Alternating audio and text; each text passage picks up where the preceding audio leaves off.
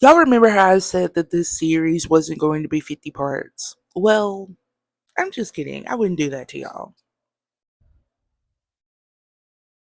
Welcome back to Who the Heck Did I Work For?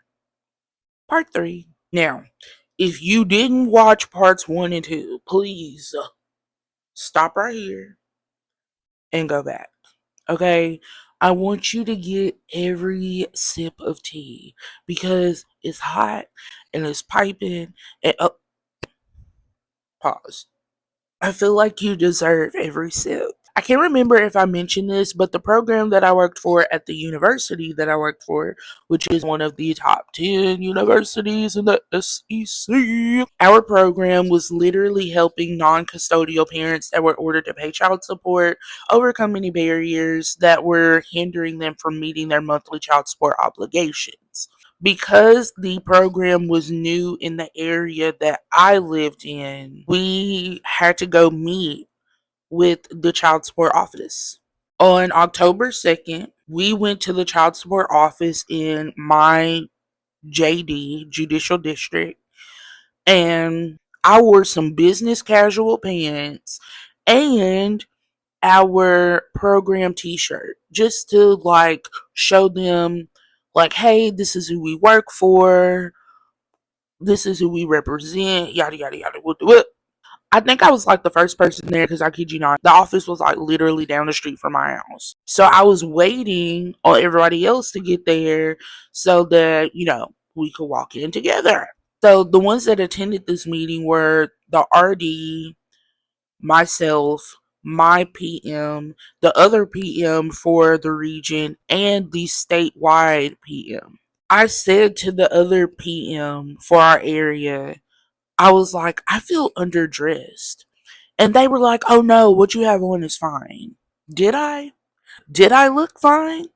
You sure about that? Before I even go into that, let me just go ahead and mention I had no idea that we had a dress code for like certain events and places that we went to. I was just being professional.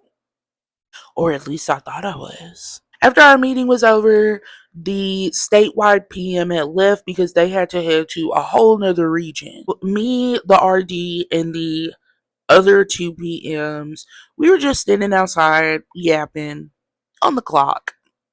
Somehow we got on the topic of tanning and tan lines. The RD looks down at my arm, grabs my shirt sleeve, and was like, not at the child support office, babes.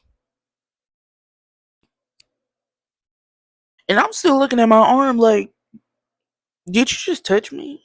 Just because you're my boss don't mean you have the right to put your hands on me. I'm calling the cops because that's assault. Not only did the RD put their hands on me, they called me out in front of the other two program managers. Hopefully, you went back and watched part 2, where I mentioned that the RD had called me out in front of two other people. After the RD called me out, we all started talking about dress codes and stuff like that. And the PM that told me that I looked fine, what I had on was fine, was like, oh, I didn't know we had a dress code for certain things. And the RD was like, yeah, it's something that we should have gotten when we were hired. And I'm thinking to myself, I ain't get that. We left. I was like, after today, I'm done. I don't want this to become a habit. You're not finna keep calling me out in front of people and think that I'm okay with it. So I texted my RD. I respectfully said, in the future, if I ever do something wrong, do you mind pulling me to the side to discuss it with me? That's what I said. The RD called me like 2 hours later, stating that they had just got home and saw my text and wanted to get clarification on what I meant. I told the RD that I did not appreciate how they called me out about my dress code violation in front of other people. I reiterated my text and asked if in the future, if I do something wrong, could you please pull me to the side and let me know privately? The RD apologized and stated how they would never do it again. Let me just go ahead and let y'all know now. It was a buttload of lies.